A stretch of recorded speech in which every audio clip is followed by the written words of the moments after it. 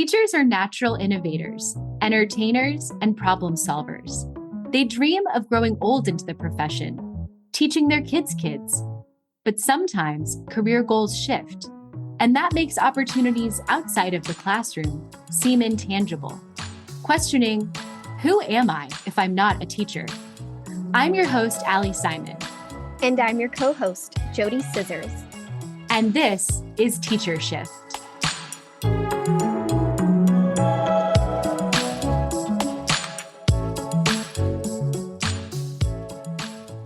Have you ever thought about making a shift, but you're worried about failure? Today, our guest sheds light on what it's like to shift, fail, and come out on top. This former coach and teacher has many motivating tips you may want to hear. Today, our guest is Michael Cappo. He is a former educator and coach of 13 years.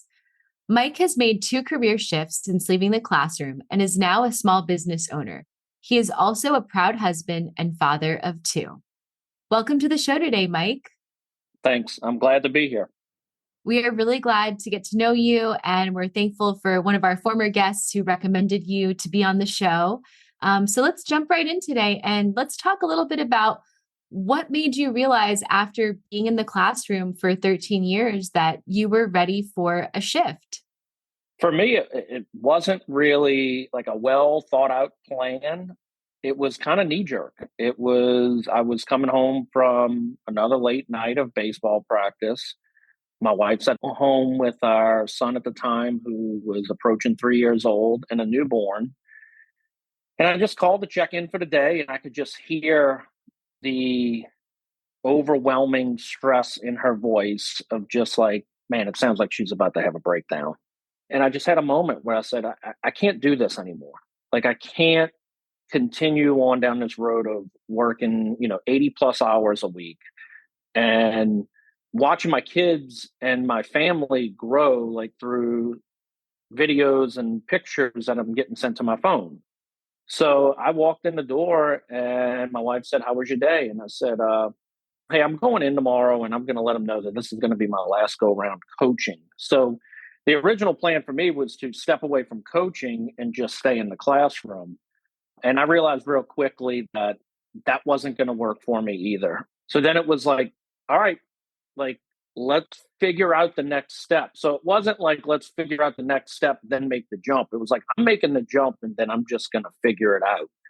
So from that point, I made some calls and actually connected with a former student athlete that I coached his father, and they had a little bit of a financial service / insurance business.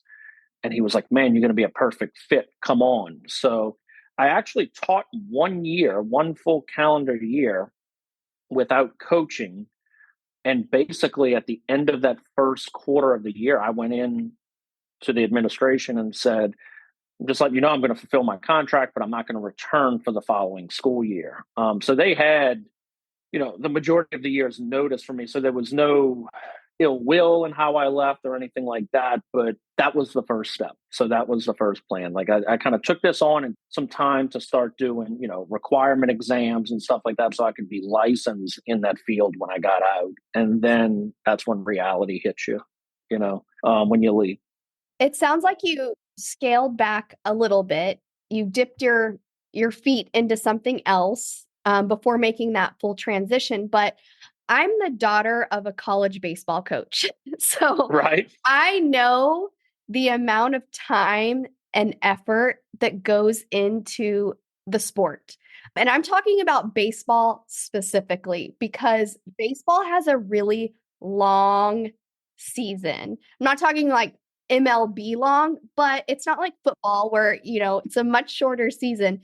And that takes a lot of time and effort.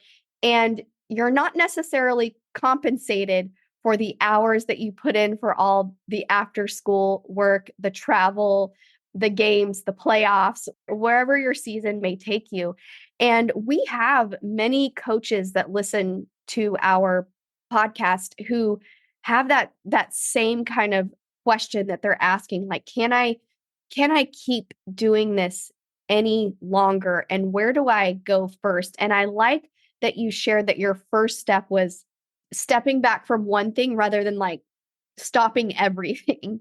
What I also heard was that because you were a coach, you had this connection to this next role that you were going into.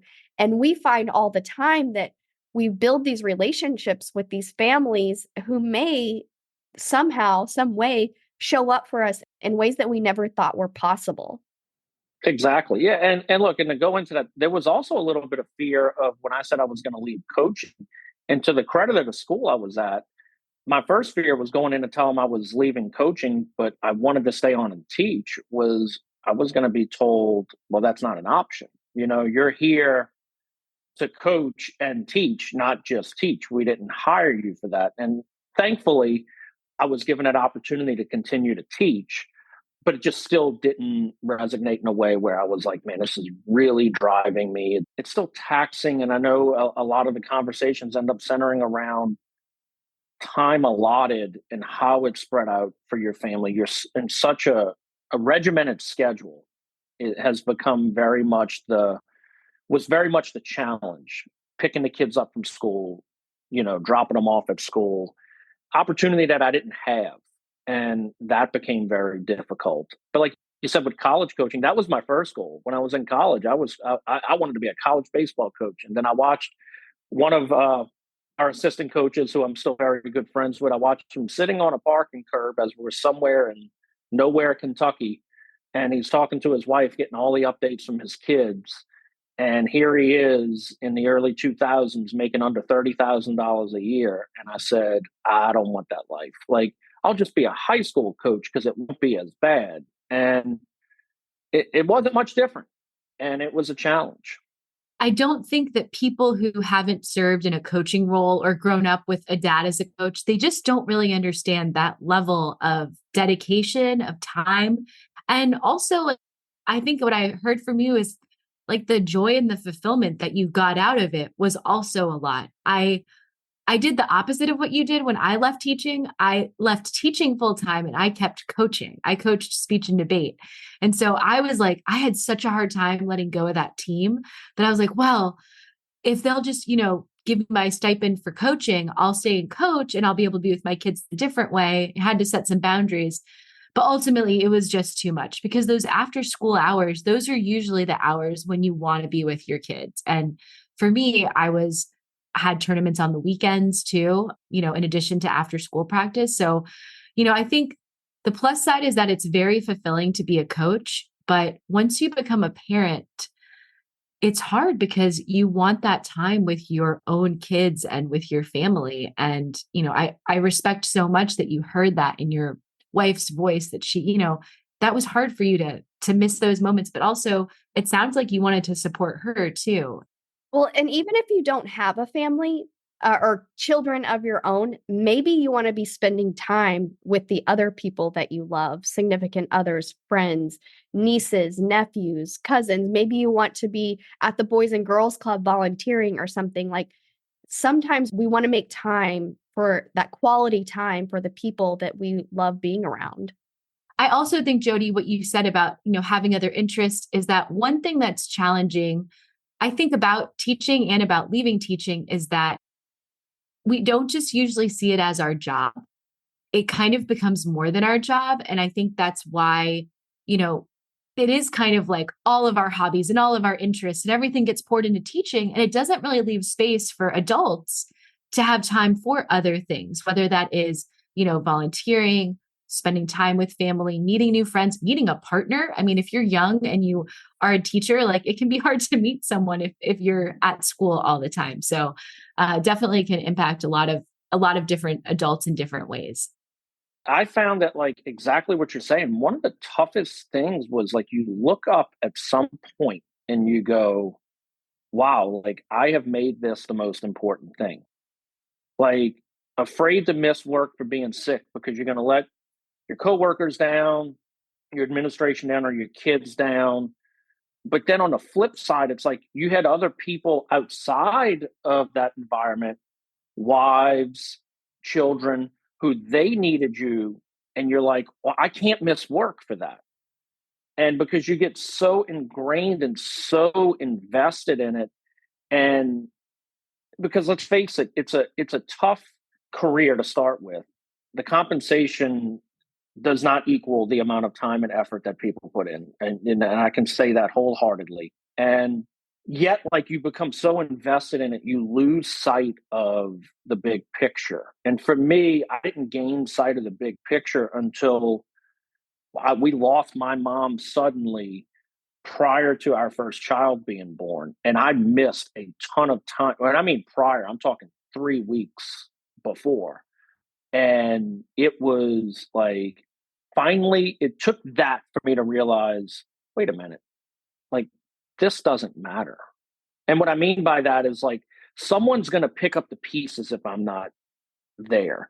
And in today's world, with all of the uploading your curriculum online and aligned curriculums, I had teachers who stepped right in and seamlessly, and for like 2 weeks, just handled everything. And it was that moment where I was like, I can be free from this a little bit, but still, it's demanding. It's very demanding. And it got to a point where it was like, there has to be more out there. And it's not just us getting wrapped up in the identity and kind of immersing ourselves in this career. There are these expectations from our community that we do sacrifice ourselves for this, that we do become the fundraisers, that we do become the people that teach all of the extracurriculars, that we stay late for all of these events, and that we not go home to our own families. There's not even a thought in people's mind that maybe they want to spend time with their families. So I hear it all the time between friends, our own community, that they expect us to just give, and we don't have a separate life outside of the school building. And unfortunately, teachers get to a point where they start to burn out, or they start to realize the more important things in life, like spending time with loved ones, or not having an empty tank all the time for the people that need us the most. And we know how much, as teachers, home life matters when we are raising children. So to be present for our own families is going to have a huge impact on how our own children perceive home life and how they go to school, fully cognitively able to learn. So there's a little bit of a cycle there, and we have to give ourselves permission to be there for our families. And it sounds like you kind of had this big moment, which I don't know if you know, but JoDee and I have also both lost our mothers. So we can like really empathize with you that it's a very big loss when that happens. Then you welcome a child to the world, and then, you're missing out on these moments. And so you realize, okay, this is not, even with letting go of the coaching, this is not the right path for me anymore. And you did an amazing job being a teacher for the number of years that you did and a coach. And I'm sure you impacted numerous lives and years of students with your coaching, but you're ready to make a shift. And so you said you first moved into a field that was, you were studying for your insurance exams and everything like that. But I know you also made another shift. So can you tell us a little bit, sometimes teachers are nervous to make a shift. It may not be the perfect shift. What was that like with making one shift and then another one? So the first shift was the most difficult, because here I am entering a totally new world, which I learned real quick was not who I was as a person.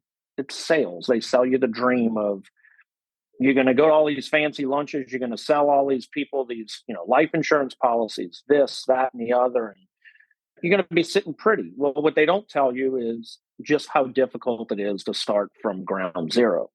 And when you're at the time 36 years old and 2 kids, you don't have that cushion of being able to just go sleep on mom and dad's couch because you're not making any money. The hard thing about that first situation was I still was coach. So when I would call on people, I'm 3 months removed from teaching. Hey, I want to talk to you about your life insurance or this, that, and the other. Well, this is the coach calling. What does he know about insurance. I had to really, really take a step back and look at that. And in the midst of all of this, what happens? COVID hits. Everything shut down. So I had to think about it. Now I'm at home. I can't get any more education about how to learn about this. What do I do? And I said, well, I'm going to teach myself. So I sat rigorously on the internet, learning about every type of insurance, all of these different things. I'm signing up for classes. And then it hit me. I said, all these people that I called on before, and they gave me the line of just really busy right now. We got so much going on. Can you call me when things slow down? I just started picking up the phone. Hey, things have slowed down, huh? You're sitting at home because nobody can go anywhere. It's COVID. And here are the things we can do. And I just started selling. And I mean, I was very proud of myself. That first full year in, I became the second highest selling agent in the agency in the country. And I was like, wow, like I've made it. And then you fast forward to August of 21, and what happens? And for us in New Orleans, Hurricane Ida. So all of these insurance policies that I'm pushing through, whether it's homeowners or life insurance, whatever, the emails and phone calls start coming. We got to press pause. We can't do this. We can't do that. Oh, by the way, you get the information from the insurance commissioner. You can't write homeowners insurance. So here I am evacuated, sitting on a beach in Florida going, I don't know where my next paycheck's coming from. And what do I do? Luckily, I had a friend who said, hey, you need to get back here. Lots of work to be done. And when you were teaching, didn't you have a background in construction where you built fences? And I said, yeah. He said, you need to get back here. Like, I think you got an opportunity. And so I came back, and me and him in our late 30s are over out on the weekends, swinging hammers, tearing stuff out, building fences, sustaining. And then all of a sudden word starts getting out, and anybody from New Orleans knows that bigger than any Google page or anything like that is who you are. Do you know a guy? Word of mouth. And we grew exponentially overnight. And that's when I said, you know what? I'm going to turn this into a brand. I'm going to turn this into a business, and we're going to make it legitimate. We're going to grow. And I believe that going through the struggle and kind of having my knees scraped up through all of this and being older and understanding what it takes to start and maintain a business. And then also in the back of my head, the other three people in my house who are relying on me going, and in my head, I'm going, I can't fail because of them. Like, I got to do this for them. I just catapulted it and grew it. And for the first time, now the client base I'm around, they don't know me as coach. So like it does feel like I have finally been able to shift out of that identity. You know, it's the old thing of like, I remember going to like sporting events, like whether it was a Saints game or whatever, and like the kid who you taught seeing you at the game and looking at you awkwardly because you're the coach. Well, now if I see someone in public that I built a fence or did some work in their yard for them, it's hello, how are you doing? Like that identity of being a teacher, like sometimes you felt like in times in public you were a leper. Like it was weird for them to see you. And like, oh my God, this person's human. He's shopping at Target right now. All of a sudden you're a real person. You go to the grocery store? Right. Why is my teacher at Target? You know, and especially at a young age teaching, being like 25, 26, I'm at the Superdome, you know, drinking a beer, watching a game. And the kids are like, Coach is drinking a beer. And it's like, yes, because I'm an adult of age, you know, and the first career was very difficult because I still hadn't been able to shed that identity of everyone looking at you. Yeah, it's no secret here on the podcast that teachers make really good entrepreneurs. But that identity part sometimes takes a little while to shed. Now, when I made my shift, I still work really heavily in the education landscape. So I feel like I haven't shed that identity too much. But what was that like for you, kind of going through each of these shifts, becoming this new person and slowly shedding that?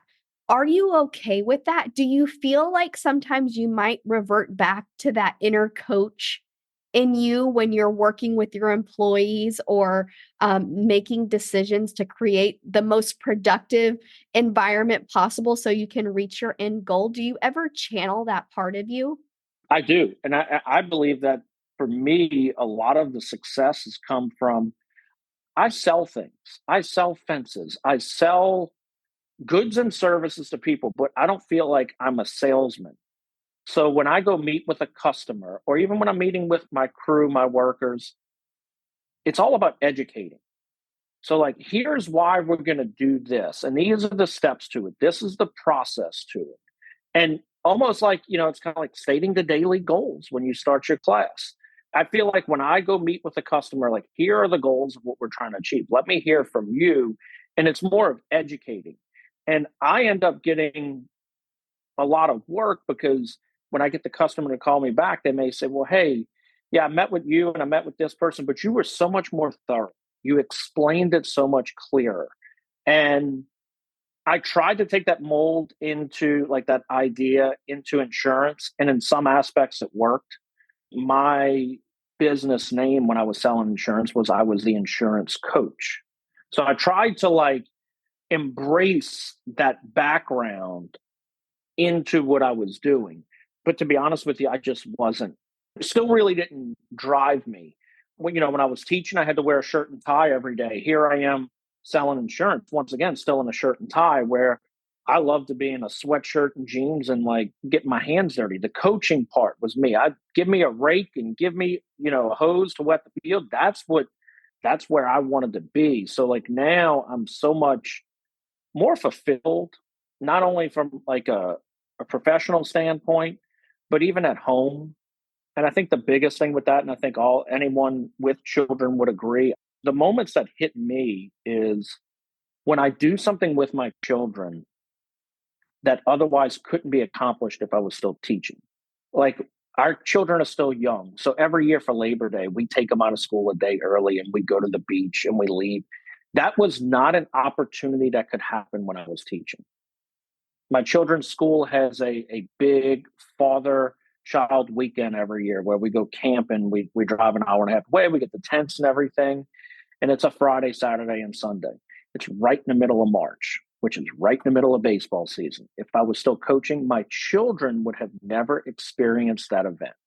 And to me, that's where the idea for me was like, man, I could never go back to that. And because like that freedom, and because you're so committed, what am I supposed to do? Go tell our kids and our coaches, like, hey, I'm not going to be here this weekend. I know we have all these games, but I'm going camping with my kids. Like that just doesn't work. To some people that have never been educators, they were like, why? What's the big deal? Because if you work at a bank and you say I'm taking a day off because I'm going to do this with my kids, it's no big deal. You put the close sign in front of your window and you go. But when you're in that education field, when you're in coaching, you don't just get to put up the sign and walk away.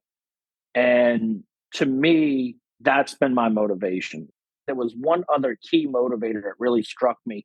Even before I left coaching, one day, a bunch of coaches, we were all on the field at the start of practice. And, coaches are like teachers in the teacher's lounge, but we're just on the field. And we're all sitting there talking and, we're all trying to solve the world's problems and complaining about this, that, and the other. And I remember at one point me saying, like, man, I really think I need to make a decision to try something different. And I had another coach who had been doing this a long time, and he looked at me and he said, Coach, we're stuck. This is all we'll ever be. We don't know anything else. We can't do anything else. This is what we are. And that struck me. And I looked at him and I didn't even hesitate. I said, no, we're never stuck. We can choose to be stuck. But I don't care what it is. I will figure it out. And when I've had enough of this, I'll go find something else. And that kind of has always been my motivating factor, thinking of that line of that person telling me, like, we're stuck. Because I don't feel like in anything in your life you're ever stuck. But I do feel like a lot of teachers do feel like they're stuck. There is no, what can I do? That's the hard thing. We hear this so much. I love how positive you are. Like, I just have to say that the way that you're approaching and telling the story and, sharing how you went to one thing, it didn't work out, but then you moved on to the next thing. not everybody has that like positivity, because when you're in the schoolhouse, it's like this homogenous group of people, right? So we're all the same, we all do the same type of jobs, and we think like unless someone has actually gone out and done it, that it might not be possible. But you didn't think that. You didn't just say, yeah, I'm stuck too. Because I felt like that for a while. I felt like maybe I was not like stuck, but who's going to hire me, right? Who's going to want to hire a teacher? And I think that that was part of your story. You know, when you first moved into insurance, it was like you were still seen as the coach or the teacher. And I just, to let our listeners know, once you make your first shift, then that's the thing you become temporarily. Like you'll tell people, like when people ask me what I do, I don't usually lead with, well, I used to be a teacher, unless like I'm at an education setting. I'll just say, oh, I'm a project manager, blah, blah, blah. If it comes up, I'll say that I used to be a teacher, but that's your new thing. And so I guess what I want to close out today with is asking you, what advice would you give to a teacher who wants to make a shift, but isn't sure which direction they should go? So say if you could say one line to coach someone into a shift, what would you tell them? Don't be afraid to fail. I mean, don't be afraid to fail, because at the end of the day, actually, you're in a good boat right now if you're a teacher. Because guess what? If you go out and fail, there's a huge teacher shortage right now. You could always go back and get a job. I mean, I went in it without the fear of failure, and I failed. I mean, when I first started, I failed. I'll be the first to tell people. My first 6 months in my new career, I made about as much money as I would make in 2 months teaching. I made in 6 months selling insurance. So, like, I failed, but it was learning experiences. What did you learn from it? And how did you grow it? And good things take time. You know, there's not many people that are going to leave a teaching job making 40, 50, $60,000 a year and go run into a job making $150,000 a year, unless you have some connection and someone's willing to give you this position. If you're going to do it on your own and you want to be an entrepreneur, you're going to start at the bottom and you're going to scrape and claw. But the pride that you get out of it is you control it. There's no continuing education hours you're getting. There's no, we have professional development. You have to go, you make it. And to me, that has been, it's very satisfying and completely terrifying at the same time, that you get this satisfaction from all of your hard work paying off and the things you're able to do with your family and maybe the financial reward. And it's also terrifying that if something doesn't work out, you're the one in complete control. And there's no paycheck coming in for you just because you're showing up, because you're a warm body in the room. So it's great and it's terrifying, but the terrifying part is what drives it to be great. So don't be afraid to fail. And some of the most successful people failed a lot before they became successful. If you've ever seen those, so and so was this age when they finally had this invention, or when they finally, became a famous actor. So failure is part of the journey. If you didn't fail, you wouldn't be able to learn like you just described. And we all know that as teachers, our students sometimes struggle and they fail, but in the end, they overcome if they work hard. I appreciate that you just brought up failure, because we talk about a lot of the successes and the successful transitions, but sometimes we don't talk about the toughness that comes with that first shift, perhaps. So thank you for touching on that topic. Yeah, when you're a baseball coach, I mean, you know this. Baseball, if they fail 70% of the time, they're considered to be pretty good. That means they're getting 3 hits every 10 at bats. So, I mean, you're going to fail. If I was batting 250, I was like, I'm doing great. Right. And so that you're failing 75% of the time. I don't get every job that I bid out. It used to be sometimes, even when I first started this and I didn't get that job, that client, and they went with somebody else, I would get beat up about it. And the other thing I could tell people too is don't be afraid to ask for help. Meaning, like, don't be afraid to ask people who have been successful in their business for help. I'm so blessed that I have a very good friend who happens to be my next door neighbor, who runs a business in the same field as me. We're not competitors. We actually work well together. But as I was building this, hey, how did you do this? What do you do when this happens? It's the first time I'm ever doing this. What do I do? And you'll be shocked at how many people will help you. When I was first getting into this, I was sending messages to random people on LinkedIn that were successful business owners in this area saying, can I just have a minute to talk? I'm not trying to sell you anything. I'm not. I want to learn. How did you get to this point? And you would be surprised at how many people were like, sure, let's go to lunch, because they love being able to tell their story. And there was at least 3 or 4 people that impacted me in that way, where it was like, okay. And it provides some normalcy that even though you see the person that's maybe this big time successful person today, they were no different than you when they started. And ask for help. It's okay to not know the answer. Well, I love that. And I think it's the perfect way to close us out today to, ask for help, know that failure is okay. That's just part of your path to success. And I really see this as the start of you giving advice and giving back to others. And I know for a fact that if someone reaches out to you, that you would be happy to chat with them and to let them know what you've learned. And, 10 years from now, you're going to be the one taking people out to lunch. That's the hope. I love that. Well, Mike, thanks so much for your time today. We do want to let our listeners know how they can connect with you, so they can find your website, nolafencesolutionsllc.com, and they can also connect with you on social media, and we'll link that in the notes for today's episode.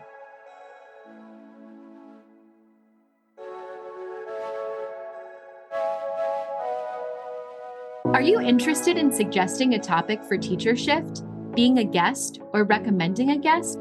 Please see the episodes page on our website to make a submission. And if you'd like to write for us, see our blog page. If you liked Teacher Shift, give us a 5-star rating and follow us on Instagram, Facebook, Apple Podcasts, Spotify, and Amazon Music. Today's episode was written and recorded by me, Ali Simon, and my co-host, JoDee Scissors. Executive produced by Teacher Shift. Produced and edited by Emily Porter. Original music, Emoji by Tubacker.